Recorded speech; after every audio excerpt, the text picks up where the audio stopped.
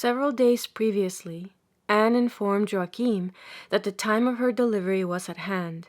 She sent messengers to her sister, Maraha, at Sepphoris, also to the widow Enue, Elizabeth's sister, in the valley of Zabulon, and to her sister, Sobe's daughter Salome, the wife of Zebedee of Bethsaida.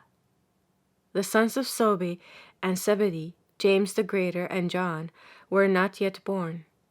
Anne sent for these 3 women to come to her. I saw them on their journey. 2 of them were accompanied by their husbands, who returned, however, when they had reached the neighborhood of Nazareth. Joachim had sent the men servants off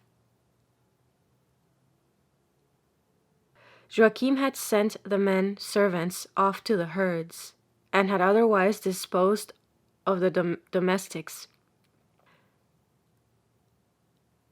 Joachim had sent the men servants off to the herds, and had otherwise disposed of the domestics not absolutely needed in the house. Mary Healy, Anne's eldest daughter, now the wife of Cleophas, took charge of the household affairs. On the evening before the birth of the child, Joachim himself went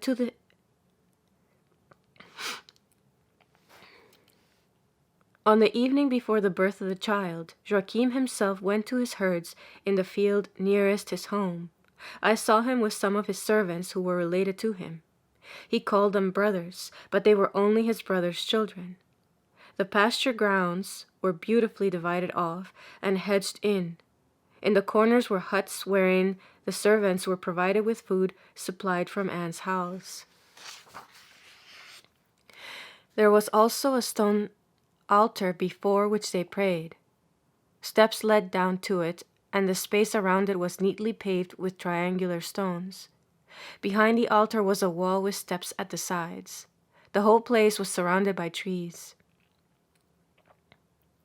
Joachim, after praying here a while, selected the finest lambs, kids, and bullocks from his herds, and sent them by his servants to the temple as offerings. He did not return to his home before night. I saw the 3 women approaching Anne's abode toward evening. When they arrived, they went straight to her apartment back of the fireplace. Anne embraced them, told them that her time drew near, and standing intoned with them a psalm. Praise God, the Lord. He has had pity on his people and has freed Israel. Truly, he has fulfilled the promise that he made to Adam in paradise. The seed of the woman shall crush the serpent's head.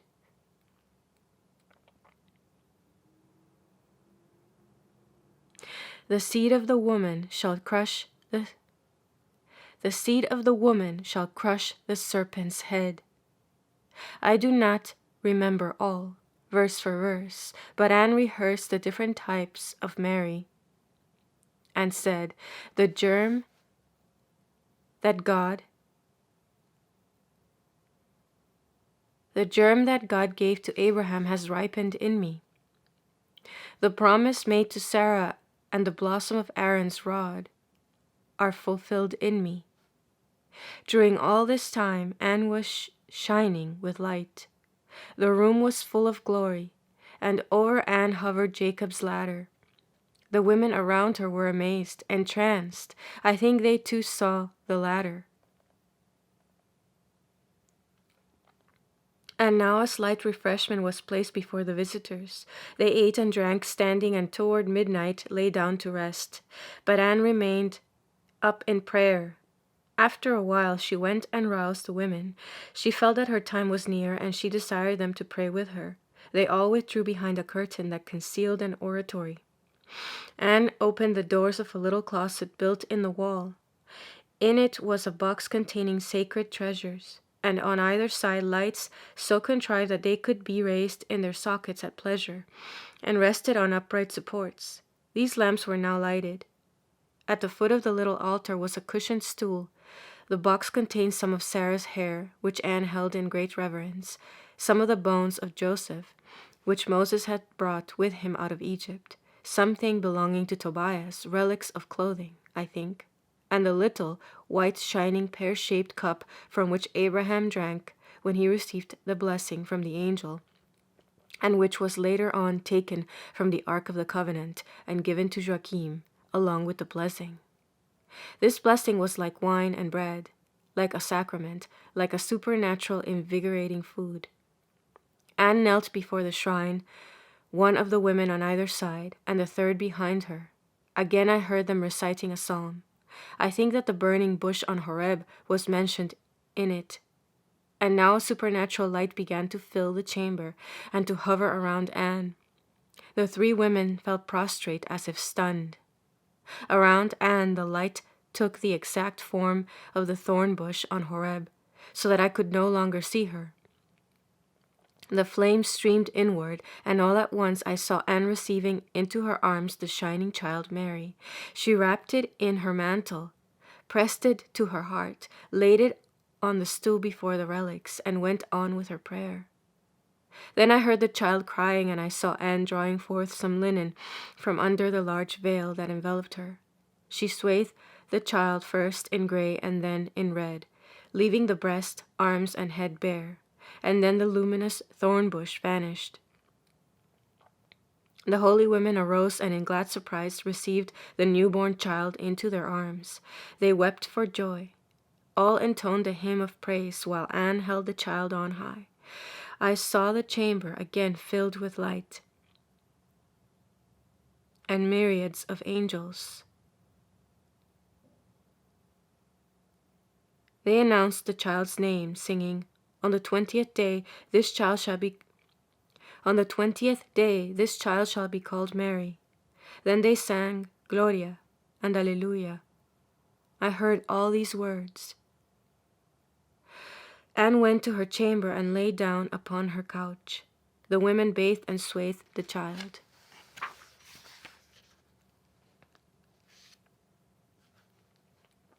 And laid it by the mother.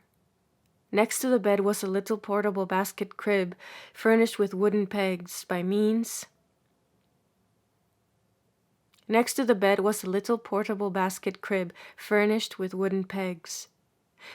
of which it could be stuck into holes on the right or left, or at the foot of the bed as might be desired.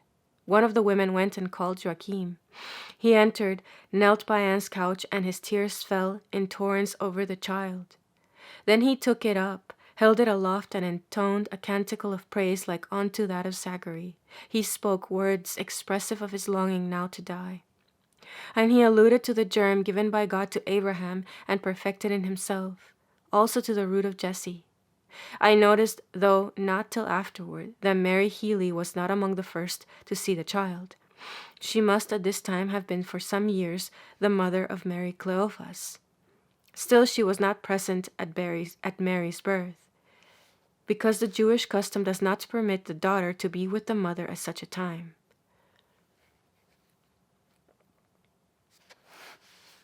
When Mary was born, I saw her at one and the same time before the most holy Trinity in heaven and on earth in Anne's arms.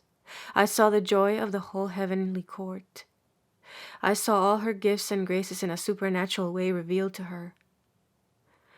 I often have such visions, but they are for me inexpressible, for others unintelligible. Therefore am I silent with regard to them. Mary was also instructed in innumerable mysteries. As this vision ended, the child cried upon earth. I saw the news of Mary's birth announced also in limbo, and I beheld the transports of joy with which it was received by the patriarchs, especially by Adam and Eve, who rejoiced that the promise made them in paradise was now fulfilled. I saw also that the patriarchs increased in grace, their abode became lighter and less constrained, and that they began to exercise a greater influence on earth. It was as if all their good works, all their penance, all their efforts of their life, all their desires and aspirations had at last brought forth fruit.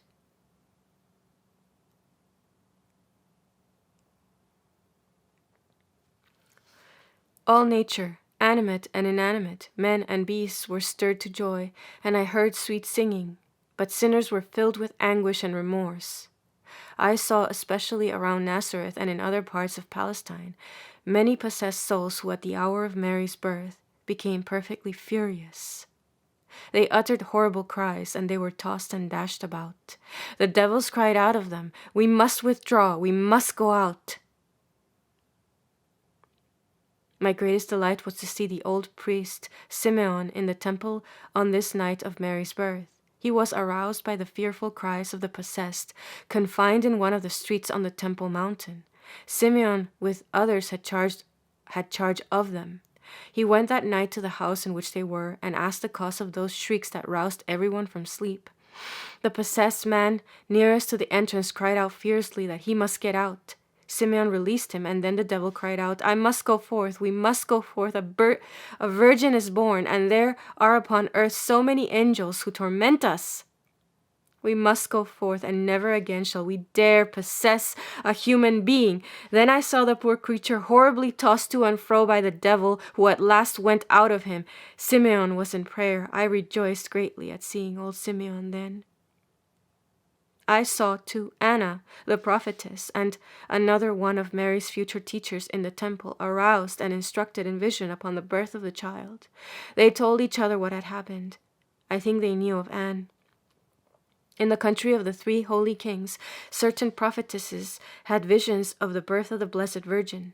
They told their priests that a virgin was born, to welcome whom many spirits had come down upon earth, but that other spirits were troubled. The stargazing kings also saw pictures of it in their stars. In Egypt, on the night of the birth, an idol was hurled from its temple into the sea, and another fell from its place and was dashed to pieces. Next morning I saw a great crowd from the neighborhood around the house, along with Anne's servants, male and female. The women in charge showed the child to them. Many of them were very much affected, and many wicked hearts were changed.